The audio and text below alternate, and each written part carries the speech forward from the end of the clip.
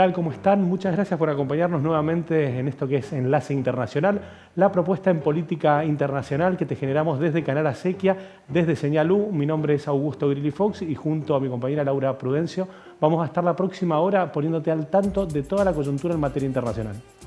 ¿Cómo estás, Augusto? Bienvenidos, gracias por estar del otro lado. En este avance te contamos los temas que vamos a tener durante la próxima hora en esta Vuelta al Mundo.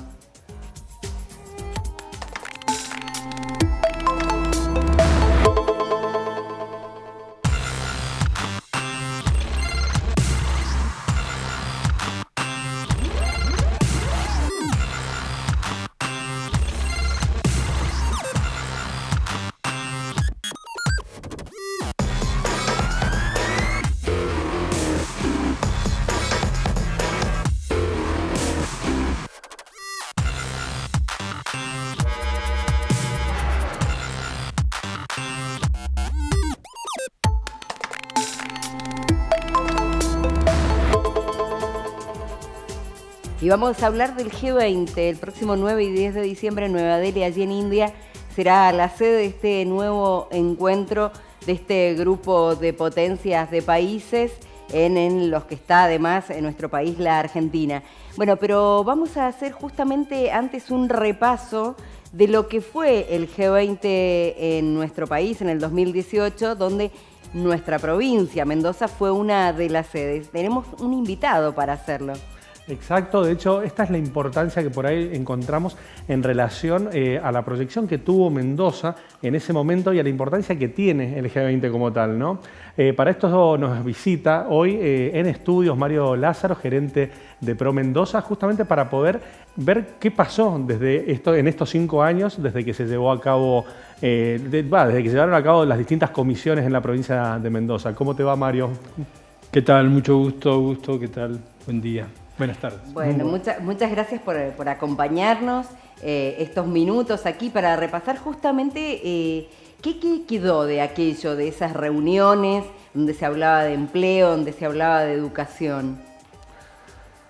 Bueno, básicamente una fuente de vinculaciones que tratamos de explotar, por decirlo en términos de aprovechar, y las vinculaciones con los representantes de los distintos países que en aquella oportunidad estuvieron en Mendoza. Si podemos destacar, por ejemplo, China, que estaba representado en ese momento. Hay que recordar que estaban los ministros de educación de los distintos países, con lo cual, cuando uno se vincula con la educación, esto permite llegar después a distintos estratos de las sociedades con las cuales uno está comerciando. Y digo comerciando porque nuestro objetivo en Pro Mendoza es internacionalizar nuestras empresas y hacerlas llegar al mundo con sus productos. También presentar a Mendoza como destino de inversiones para lograr atraer que otras empresas inviertan en nuestra provincia. Bien. Mario, ¿cuáles son los desafíos con los que se encuentra Pro Mendoza para el corto y mediano plazo en estos contextos, ¿no? Donde por ahí se generan encuentros que son bastante virtuosos en materia internacional? Nosotros, en primer lugar, algo que aprendimos, y podríamos decir que es un desprendimiento de aquella experiencia del G20, es que teníamos que plantear nuestra estrategia con el concepto de región-región. Y la venimos desarrollando. Mendoza se proyecta al mundo y a la internacionalización como región. Independientemente de Argentina, que claramente nos da la marca paraguas o el paraguas, digamos, bajo el cual nosotros nos identificamos, pero también Mendoza la queremos proyectar y vender al mundo como una región que, en primer lugar, todos sabemos lo que Mendoza significa dentro del mundo del vino. Somos una de las 10 grandes capitales del vino, y si hay algo que podemos reconocer a nuestros empresarios y a todos aquellos que están en la producción, es que el vino de Argentina y el de Mendoza en particular, somos la principal provincia, siempre ha sostenido el prestigio y ha logrado un prestigio muy importante más allá de las circunstancias buenas, malas, las subidas, las bajadas que hemos tenido. Hoy decir vino de Argentina es prácticamente darnos una marca, y esto es como el fútbol. Decimos fútbol es bueno, argentino es bueno, vino argentino es bueno, y esto también que nos sirve para que otras empresas se proyecten, otras empresas que salen a los mercados internacionales y dicen soy de Mendoza, donde hacemos el vino de Argentina, porque esto es importante, nos conocen y nos vinculan, hace que de algún modo ya te eleve el estatus. Y en ese sentido, ¿cuáles son las empresas o las actividades que se proyectan más allá del mundo del vino? Se ha ido trabajando en la diversificación de la matriz exportadora, y podemos decir que donde nos ha ido muy bien es en los servicios basados en el conocimiento. ¿Qué son los servicios basados en el conocimiento? Voy a dar algunos ejemplos. Software, todo el mundo conoce lo que es trabajar en la producción de programas, videojuegos, etc. El sector audiovisual, que ha crecido enormemente. Nosotros en el 2017 ya comenzamos a incursionar en Hollywood. En aquel momento dijimos, nos queda muy grande, nos replegamos, seguimos creciendo y se fue fortaleciendo el ecosistema de empresas audiovisuales. Hoy, justamente ayer, apareció un programa de incentivo por el cual las empresas de Mendoza que consiguen socios del extranjero para hacer coproducciones, se les reintegra el 40% de lo que invierten en la coproducción, con lo cual se bajan mucho los costos. Hay un solo país en América que tiene un régimen similar, que es Colombia. Esto nos está proyectando a Mendoza de hecho, hay muchas películas que se están, y documentales que se están filmando acá. Vendemos, por ejemplo, franquicias. Muchas de los negocios que nosotros podemos ver a lo mejor en nuestros malls, en los shopping, hay varios de ellos que ya han sido vendidas en Chile y en otros países de Latinoamérica, incluso en Europa. Hay una empresa que hace peluquería infantil que ha vendido el formato y el conocimiento de cómo hacer este negocio en España. Es decir, llegamos incluso hasta Europa con esto. Recientemente, la semana pasada, hubo una misión muy importante a México. Mendoza, podemos decir que desembarcó y es la primer provincia de Argentina que aterriza en ese mercado que está en un crecimiento grande. Nosotros el año pasado ya tuvimos la visión de lo importante que va a ser México. Lo hemos corroborado y muy probablemente en los próximos años México va a ser noticia por su crecimiento, y podemos adelantar que México va a ser la primera economía del mundo de habla hispana. Esto como para tener una idea del crecimiento que va a tener. Y cuando fuimos a México, hemos ido con el clúster aeronáutico aeroespacial. Un clúster significa un conjunto de empresas. Las agrupamos, se agrupan para tener mayor fuerza, y todas las empresas están vinculadas a los servicios aeronáuticos, aeroespaciales, que intervienen en la producción de motores para los satélites que se envían al espacio, para Boeing, para Airbus, con un éxito total, a punto tal que ahora en octubre nos van a visitar 28 empresarios mexicanos. Bien. México es inmensa esta industria, y entonces esto nos va a permitir a Mendoza participar justamente de actividades como la NASA, digamos, actividades de ese tipo. Así que bueno, ese es un sector que ha crecido mucho en estos últimos años. Bien, Mario, interesantísimo. Te invitamos desde ya a seguirla en otro momento. La verdad que hay una amplitud en relación a la propuesta que tiene Pro Mendoza.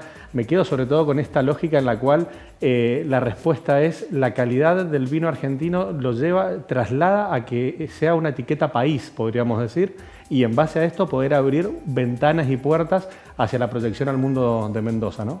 Exactamente, porque si podemos hacer productos de esa calidad e identificarnos con algo, el mundo nos identifica, significa que cuando vamos a ofrecer otro producto u otro servicio de Mendoza, ya eso nos da como que nos ubica en un nivel superior. La percepción del que está enfrente es, bueno, vienen de un lugar donde las cosas se hacen bien. Muchas gracias, Mario. Un gusto. Con nosotros Mario Lázaro, bueno, ayudándonos a entender un poco cómo repercutió el G20, las comisiones del G20 en aquel momento y contándonos un poco el rol de Pro Mendoza y la proyección hacia el mundo, ¿no? Y lo interesante es esto, ¿no? Porque uno por ahí habla de grupos, de países, de reuniones que parecen lejanos. Bueno, es en primera persona saber cómo eso influyó y lo que se puede generar a partir de este tipo de reuniones en adelante para un país, para una región, en este caso para una provincia. Bien, en relación a lo que es el G20, a lo que representa, lo que podemos hacer referencia es que está conformado en 1999 por 19 países más la Unión Europea. En ese caso hay que decir que surgió como una reunión de ministros de finanzas, como con los presidentes de los bancos centrales, y con el tiempo, bueno, por la impronta y la importancia que tuvo, se fueron sumando los mandatarios, los jefes de los países, y ahí tomó otra importancia este grupo. Exacto, de hecho en el 1999 se sumaron 9 países más como invitados. Sí, es así, estuvieron algunos países que bueno, se han ido sumando con los años. En números, ahí tenemos la plaquita para ver lo que representa este G20, este grupo de los 20. El 85% del PBI mundial es lo que representa el grupo de naciones, 75% del comercio mundial y un 65% de la población del mundo.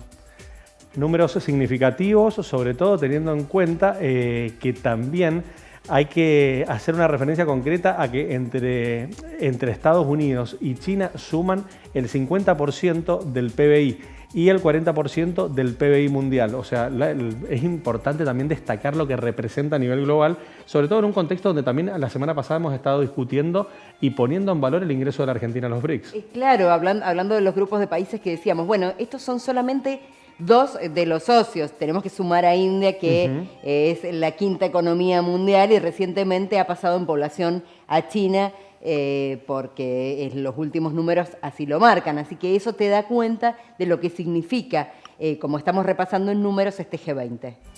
Para esto, para poder entenderlo en profundidad y con claridad, nos vamos a contactar con Ana Vanessa Cárdenas.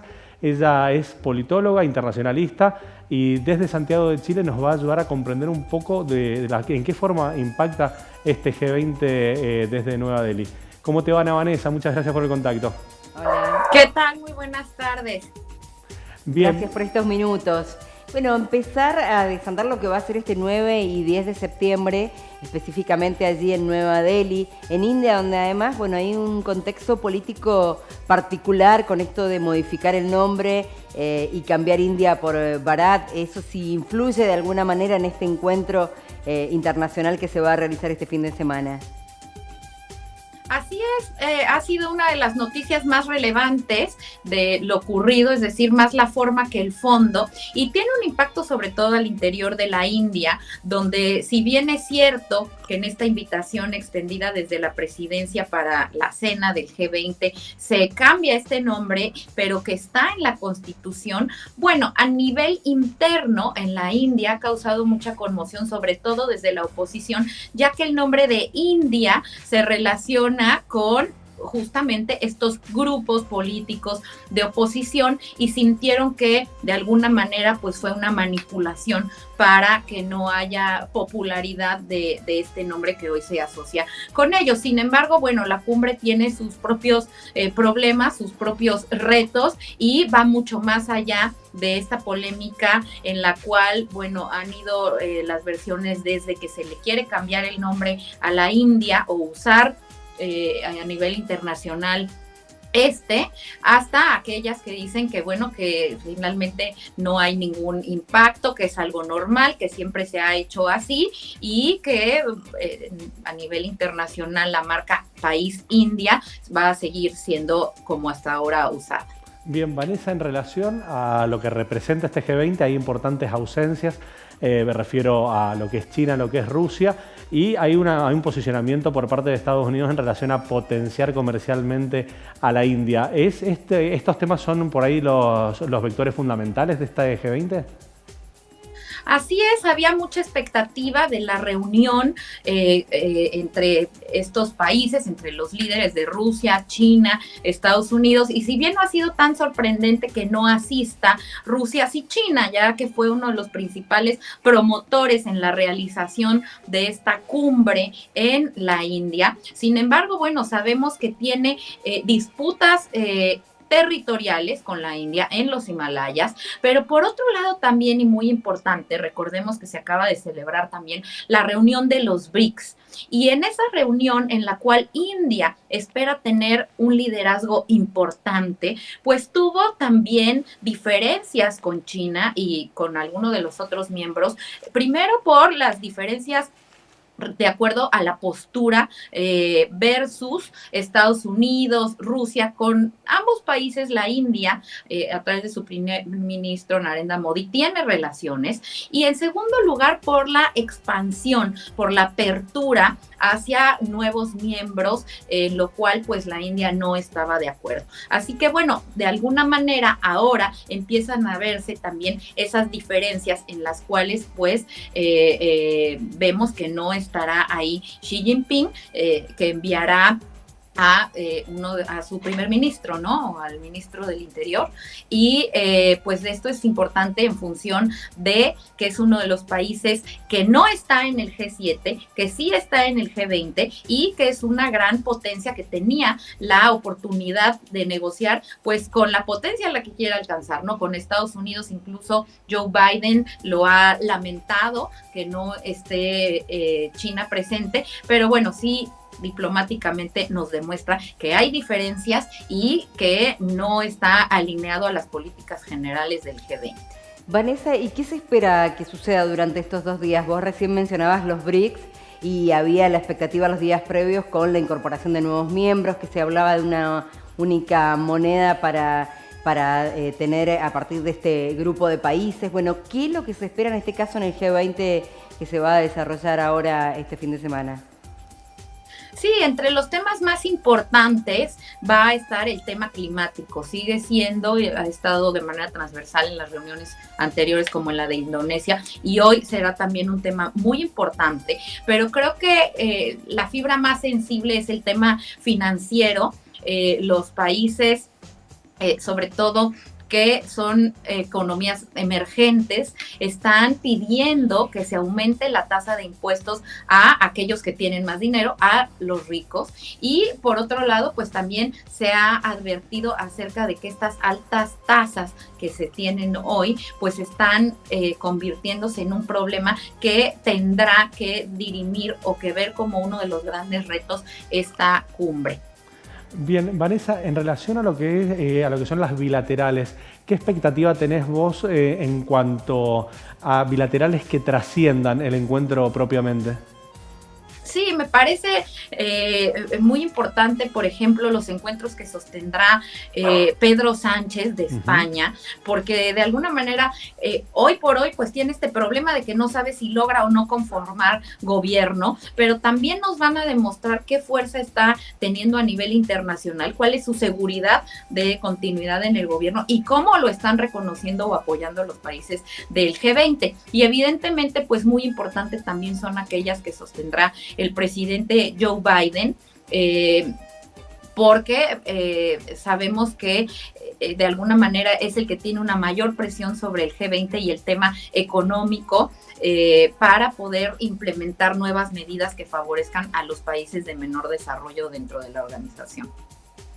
Con respecto a India y todo lo que ha sido la previa, se ha hablado mucho de esta cara lavada, sobre todo ahí en Nueva Delhi, donde se sacó a las personas que vivían en la calle, que son de a miles, donde se preparó todo, se puso muy linda la ciudad, se colocaron plantas, se hizo funcionar fuentes que hacía décadas que no funcionaban.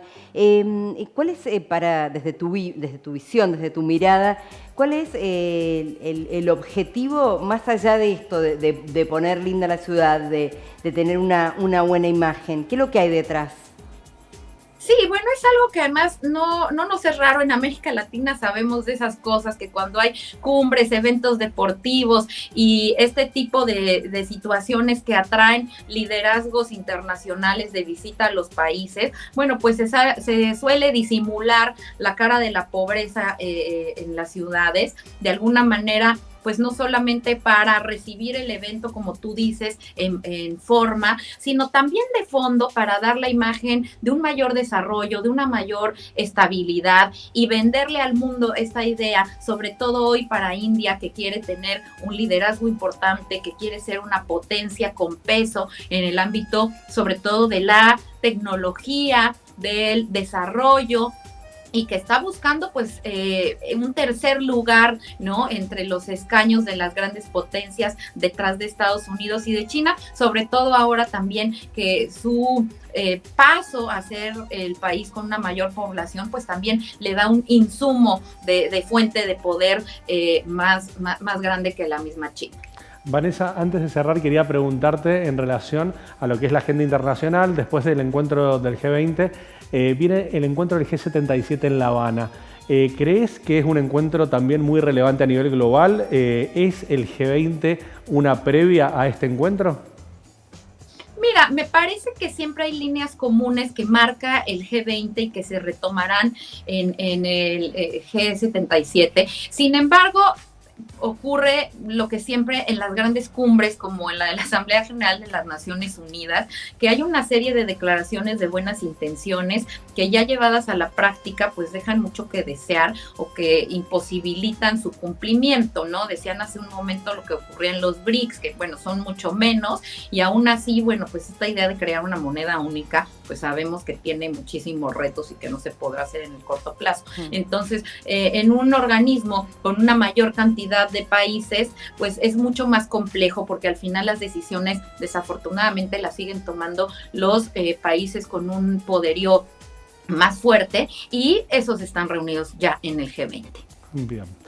Vanessa, te agradecemos muchísimo el contacto. Vamos a seguir en contacto. La verdad que una alegría enorme tenerte nuevamente en esta temporada de Enlace Internacional. Muchas gracias, Con Vanessa. muchísimo gusto. Un saludo para ustedes y para todo el auditorio. Muchísimas gracias. Vamos a hacer un pequeño corte y enseguida seguimos con más Enlace Internacional.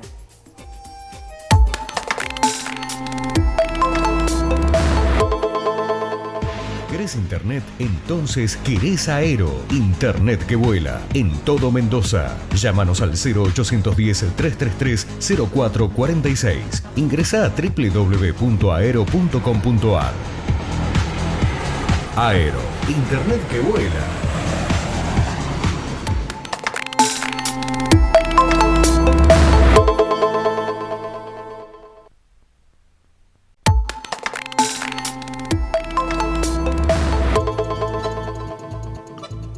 Continuamos con Enlace Internacional. Te habíamos hecho referencia justamente a que queríamos analizar un poco qué ha pasado en África, sobre todo en relación a los golpes de Estado. Hacíamos referencia a que en los últimos 3 años son varios los medios de comunicación que hablan de 8 golpes de Estado, pero cuando uno lo analiza de 1950 hacia la actualidad es mucho más. Es interesante además cómo se dan esos golpes de Estado, porque bueno, son grupos militares en todos casos que cuentan con el apoyo de las poblaciones, y es ahí quizás lo que a uno le llama más la atención. Pero vamos a hablar sobre este tema con Carolina Ferraris, que ya está con nosotros a través de una videollamada. Ella es doctora en Historia y además tiene una cátedra de Asia y África Contemporánea en la Universidad Nacional de Cuyo. ¿Cómo estás, Carolina? Bienvenida y muchas gracias. Hola, ¿cómo están? Buenas tardes y mucho gusto de estar con ustedes, con la audiencia. Bueno, preguntarte en primer lugar, ¿qué es lo que está pasando? ¿Por qué se repiten en la historia de los países de África estos levantamientos militares y esto que decíamos, este apoyo, curiosamente, de la población a un gobierno no elegido por el pueblo? Bueno, en realidad aquí hay varias aristas que tenemos que analizar, no simplemente tomar, digamos, este tema como que hay en forma aislada, se producen algunos golpes de Estado.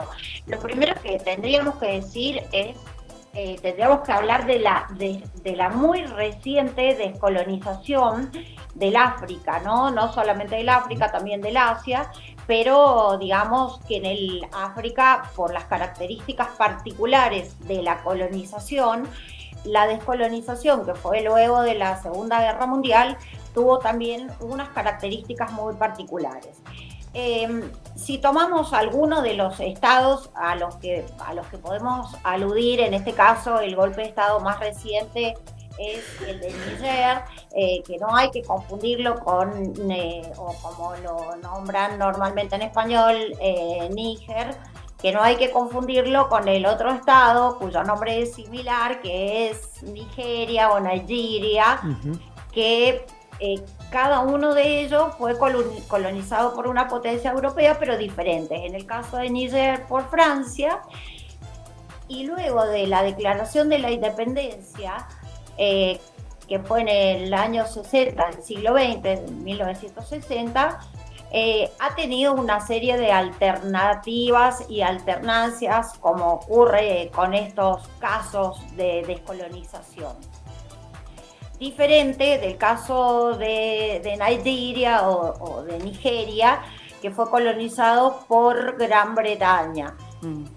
En el caso actual del golpe de estado de Níger, la cuestión, y esto es lo que, digamos, tiene aparentemente como una curiosidad, que es lo que ustedes mencionaban, que es el apoyo de las poblaciones, es que hay que ver que en realidad hay élites, como en el caso de Níger, cuyo presidente hasta hace relativamente poco tenía unas alianzas de buena voluntad, digamos, con los países europeos colonizadores. En este caso, por ejemplo, en el caso concreto de Níger, hay hasta el momento unos ejércitos de 1.500 soldados franceses y otro de alrededor de 1.200 soldados de Estados Unidos.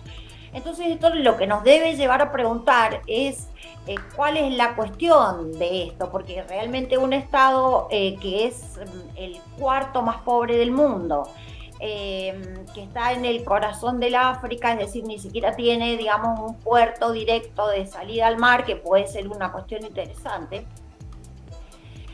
¿Cuál sería el interés por el cual Francia ha seguido manteniendo esta suerte de tutela desde la independencia del Estado hasta la actualidad?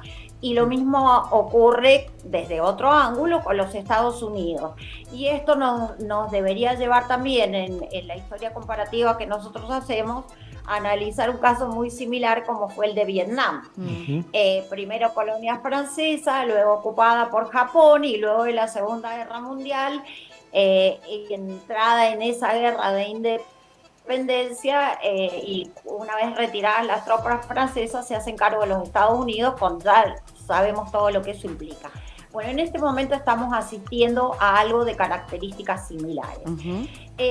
Níger tiene algunos bienes propios de su tierra que son realmente importantes, sobre todo importantes en este momento para Europa, que no nos olvidemos que está también inmersa en el marco de otra guerra, que es la guerra entre Ucrania y Rusia. Níger le proporciona a Europa, Níger tiene el 3% aproximadamente de producción de uranio del mundo, y a Europa le proporciona el 23% del uranio que ocupan los europeos.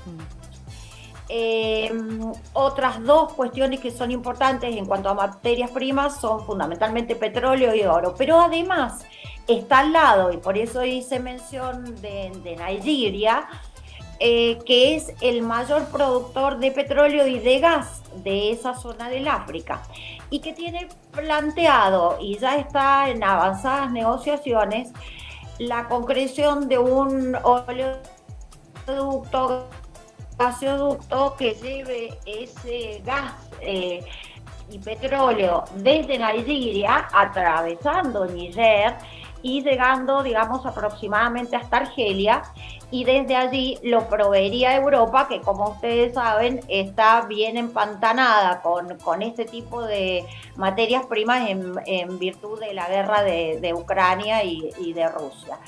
Entonces, la situación es mucho más compleja que simplemente hablar de un golpe de Estado.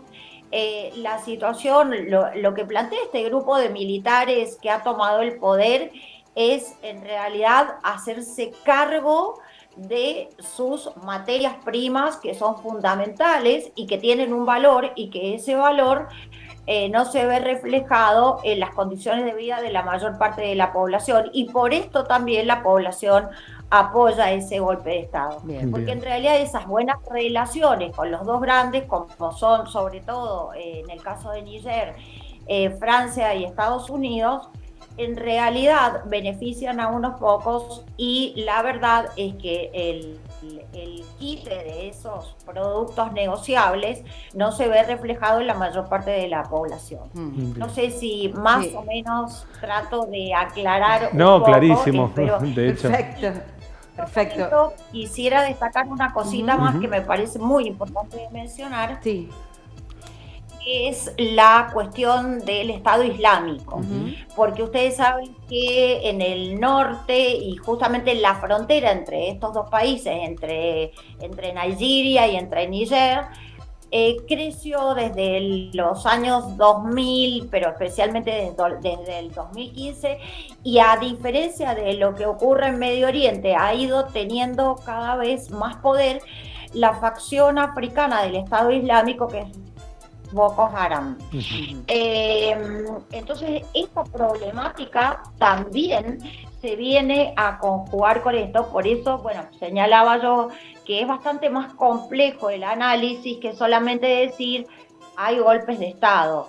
Hay golpes de Estado, pero en el marco de una complejidad de muchos aspectos, porque aún esto que señalo del Estado Islámico y la influencia de este islamismo extremo, también tiene sus propios componentes internos, porque justamente en esa zona el Estado Islámico, es decir, Boko Haram, tiene una competencia de un brazo que se dividió, que es la provincia islámica occidental, y tienen una fuerte influencia en gran parte de la población que realmente los ve, digamos, como los liberadores de esa opresión occidental. No nos olvidemos que Níger es el cuarto país más pobre del mundo. Es así. Bueno, la verdad que es muy interesante. Seguramente te vamos a volver a convocar porque el tema lo vale. Es analizar también, bueno, lo que hemos contado aquí en el programa en las últimas horas también de Gabón, que tuvieron elecciones, la junta militar que tomó el poder ha dicho que ha habido corrupción, que las elecciones no fueron honestas, así que bueno, es un tema largo lo que está sucediendo en África, lamentablemente que no pueden salir de esta situación de inestabilidad en el marco de además mucha pobreza y de muchos intereses que no tienen que ver básicamente tal cual, con de África. hecho, no, aparte de destacar la capacidad de síntesis de Carolina para poder sumergirnos en un tema que es absolutamente amplio, que por ahí uno tiene una visión muy occidentalizada para interpretarlo, y es ahí donde creo que Carolina marca la diferencia justamente para poder interpretarlo. Así que, Carolina, seguramente te vamos a estar convocando para seguir trabajándolo al tema, para profundizarlo, y simplemente agradecerte por tu tiempo, tu predisposición para poder abordar la temática. Bueno, muchísimas gracias a ustedes y como bien dijeron, muy importante tratar de perder un poco la mirada occidentalista sobre las problemáticas de lo que son otros sectores del planeta, porque, bueno, justamente porque todo lo que está ocurriendo en nuestro planeta, incluido el tema ambiental, que como ustedes saben es un tema que ocupa a todos los espacios que no son el centro occidental, tienen también que ver con que la dominación del mundo occidental sobre otros mundos, digamos sobre el mundo africano, sobre el mundo asiático y también sobre el mundo latinoamericano, porque si bien hubieron unas tempranas independencias de las colonias españolas, pero los herederos, digamos, sobre todo Gran Bretaña y los Estados Unidos, también han marcado su impronta en nuestra América Latina, y todavía vivimos coletazos de esas cuestiones. Muchas Así que gracias. bueno, encantada de compartir con ustedes. Un gusto. Bárbaro. Muchísimas gracias, Carolina. Con nosotros, Carolina, brindándonos una visión integral de una temática que vamos a tener que seguir trabajando, porque empezamos a abordarlo, pero la verdad que nos veo un montón. Sí, y justamente vamos a compartir un informe que hemos preparado sobre el tema para repasar por qué se dan estos golpes de Estado que, bueno, mencionábamos los últimos, pero ya hace muchos años que se viene viviendo esta inestabilidad en las distintas repúblicas, en las distintas naciones que integran África.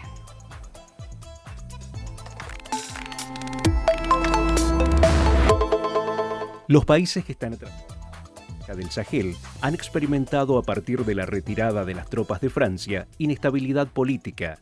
Níger fue el primer país en sufrir un golpe de Estado este año. El presidente Mohamed Bazoum fue detenido en su propia residencia el 26 de julio y posteriormente en Gabón el 30 de agosto. El ejército desplazó del poder al presidente electo Ali Bongo y lo puso bajo arresto domiciliario. Los antecedentes de ex colonias francesas, cuyo poder termina en manos de militares golpistas, son Burkina Faso en septiembre del 2022, Guinea septiembre 2021, Malí y Chad en mayo 2021, todos ellos ex colonias francesas. Desde hace 4 años la población de África subsahariana, a partir de resentimiento popular en contra de Francia, mira cómo militares ocupan espacios de poder a base de violencia. Pero más allá del sentimiento antifrancia reinante en los países que comprenden la franja del Sahel, ¿cuál es la importancia geopolítica de estos países, que lleva a los líderes de las principales potencias mundiales mirar detenidamente estos golpes de Estado? Los recursos que estas excolonias tienen en sus territorios. Por ejemplo, Níger es el principal proveedor de uranio de Francia, país en donde el 70% de la energía es producida por 58 centrales nucleares, solo superada por Estados Unidos. Sin embargo, no todo en la franja del Sahel es catástrofe. En junio de este año, el Consejo de Seguridad de la ONU aprueba por unanimidad la retirada completa después de 10 años de las fuerzas de mantenimiento de la paz en Mali. Aunque los últimos cascos azules tardarán 6 meses en partir, así comienza la transición a un gobierno democrático. La franja del Sahel. El Sahel, que en árabe significa la costa, constituye una extensa zona que atraviesa 6.000 kilómetros entre África Oriental y Occidental. Comprende múltiples sistemas geográficos, 12 países y alberga a 400 millones de personas. Y recientes cálculos demográficos prevén que para 2050 la población del Sahel superará los 500 millones de personas. La población de la región es la más joven del mundo. El 65% de sus habitantes tiene menos de 25 años. Los recursos y el poder en manos amigas de las potencias. Estados Unidos y Francia, con sus aliados de la Comunidad Económica de los Estados de África Occidental, especialmente Nigeria, se enfrentan en el Sahel a los intereses de China y Rusia. Esta lucha por el liderazgo mundial se esconde detrás de las tensiones políticas que han generado los golpes de Estado en Níger, Mali, Burkina Faso y Guinea-Bissau. La construcción del gasoducto transsahariano entre Nigeria, Níger y Argelia, el cual tendrá una longitud de 4.188 kilómetros, de los cuales 1.037 en territorio nigeriano, 841 en Níger y 2.310 en Argelia. Gasoducto que abastecerá de gas a los países del Sahel y desde Argelia a los mercados europeos. Es sin dudas un punto a tener en cuenta para entender la inestabilidad política de la región. Y en una zona mayormente musulmana, la lucha contra el terrorismo es la excusa para el control de los recursos mineros. La multinacional francesa Orano tiene a cargo la extracción del 60% del uranio que necesita Francia. La crisis climática y los desplazados. De los 18 golpes registrados a nivel mundial desde 2017, todos menos uno en Myanmar en 2021 tuvieron lugar en África. Esto provoca que miles de personas se vean obligadas a emigrar, ya sea por la violencia militar o por la recurrencia de sequías. Hay que recordar que la Franja del Sahel es una zona semidesértica. Una década de conflictos armados e inestabilidad política deja 2.5 millones de desplazados según los últimos sondeos. La Agencia de las Naciones Unidas para los Refugiados, ACNUR, informa que el desplazamiento interno se ha multiplicado por 10 desde 2013, pasando de 217.000 personas a 2,1 millones a finales de 2021. El número de personas refugiadas en los países del Sahel Central, Burkina Faso, Malí y Níger asciende ahora a casi 500.000. Según las estimaciones de los socios de ACNUR, esta violencia forzó a unas 450.000 personas a desplazarse dentro de sus países y obligó a otras 36.000 a huir a países vecinos. Si bien la inseguridad es el principal motor, la crisis se está viendo agravada por la pobreza extrema y el agravamiento de los efectos de la crisis climática, registrándose un aumento de las temperaturas en la región 1,5 veces superior a la media mundial. Las mujeres y los niños son los principales afectados y se ven desproporcionadamente expuestos a la extrema vulnerabilidad y a la amenaza de la violencia de género.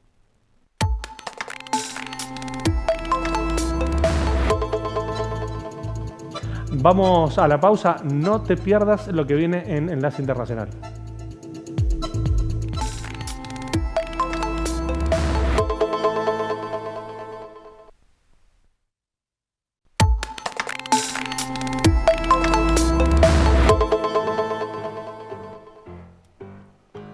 Último bloque, Enlace Internacional. Vamos a hacer un repaso de los otros temas que también han ocupado la agenda esta semana. Para esto hacemos una referencia en relación a la situación que se ha dado en referencia al aborto en México, donde justamente se ha declarado legal en todo el territorio. El Tribunal Supremo de Justicia, la Suprema Corte de ese país, ha declarado la despenalización en todos los estados de ese país. Recordemos que, por ejemplo, en el Distrito Federal ya hacía 15 años que era legal, mientras que en otros estados esto no era así y se lo penalizaba. Con lo cual es un trabajo que han hecho distintos organismos no gubernamentales a favor del aborto legal, que han ido estado por estado a la justicia para que finalmente se diera esta decisión histórica de la Suprema Corte de México. Exacto, de hecho lo que se generó fue justamente la declaración de inconstitucionalidad de lo que frenaba la aplicación para todos los estados. Así que a partir de esta medida que ha tomado la Suprema Corte, en todo el territorio mexicano el aborto es legal. Es legal y además tener en cuenta que esto también contempla a los trabajadores de la salud, que no pueden ser penalizados por realizar una práctica abortiva. Las mujeres, las personas gestantes que quieran abortar pueden ir a cualquier efector público en ese país y deberán ser asistidas. A esto hay que sumarle también de que va a haber una lista de voluntarios en el sentido de que también pueden manifestar la no voluntad de los profesionales de la salud para realizarlo y una lista con personas que tengan la voluntad para poder trabajarlo. Pero bueno, es un tema que lo vamos a seguir de cerca, lo vamos a trabajar. En base también a lo que es la agenda internacional de esta semana, es noticias bastante importantes la situación que se da en Brasil con Lula da Silva en relación a la causa, a las causas que tenía de Lava Jato y digamos esta cooperación que había planteado Odebrecht con la justicia y que ha quedado sin efecto, lo cual deja a Lula absolutamente desvinculado a la causa y a otros varios actores políticos. Es importante también porque nuevamente hablamos de la justicia de un país, del órgano principal, el más importante, que ha declarado totalmente nulo todo el proceso. Recordemos que Lula da Silva, el actual presidente de Brasil, estuvo 19 meses en prisión. Estuvo 580 días privado de la libertad. Esto ocurrió en 2017 cuando la justicia decide justamente declararlo culpable y no le permitió ser candidato a presidente en 2018. Exactamente, una proscripción técnicamente que se dio, una proscripción legal, jurídica, que no le permitió la participación y que de hecho le permitió a un Jair Bolsonaro llegar a la presidencia, pero bueno, esto es parte del pasado en relación a la forma en la que se ha manifestado la justicia brasilera, brindándole a Lula da Silva a una absoluta tranquilidad, podríamos decir, en relación al proceso que había vivido. Pero antes de cerrar, también queremos hacer una referencia a lo que ha sido la gira del Papa Francisco en Mongolia, donde desde el Vaticano planteaban una gira histórica en relación a la presencia del Papa, en relación principalmente a lo que genera en estos países donde el compromiso que ha planteado el Vaticano ha sido de darle coherencia a un Papa viajero. ¿Qué plantea esto? Justamente unir vínculos, tratar de profundizar las relaciones y también, como dato, hacer referencia a que se encontró con el embajador argentino en China, con el chino Bacanar Baja, justamente donde se dio un encuentro, es donde se dio un intercambio muy interesante. Y lo importante también a tener en cuenta es que en esos países, en Mongolia, que es donde estuvo el Papa Francisco, la comunidad católica es ínfima, muy solamente reducida. 1.500 son Fieles, los sí. católicos. De hecho, hay una foto que pasa a ser histórica a partir de ahora, donde el Papa se puede sacar esa imagen con todos los feligreses, con todos los integrantes de la iglesia. Esto habla de, bueno, de lo poquitos que son, y por eso es que es tan importante esta visita con gobiernos de izquierda, comunistas, y lo que ha sido el intercambio, porque se ha hecho con mucho respeto. No podían viajar los chinos a este encuentro, a esta visita del Papa Francisco. Igualmente algunos lo hicieron y mostraron su emoción, su alegría de poder estar tan cerca de la persona que representa a la Iglesia Católica, el más importante, ¿no? Con un mensaje de paz y de diálogo, bueno, el Papa Francisco generó este viaje y también te vamos a estar contando lo que venga en relación a los próximos viajes que genere. Estamos llegando al final de este enlace internacional, esta coproducción que hacemos entre Acequia, el canal público, el canal de la televisión pública de Mendoza, y Señalú, el canal de la Universidad Nacional de Cuyo. Te agradecemos muchísimo, a vos que nos estás viendo en Canal Sama San Juan, nos estás viendo mediante Construir TV y Canal 3 de San Martín. Hasta la semana que viene. Chau.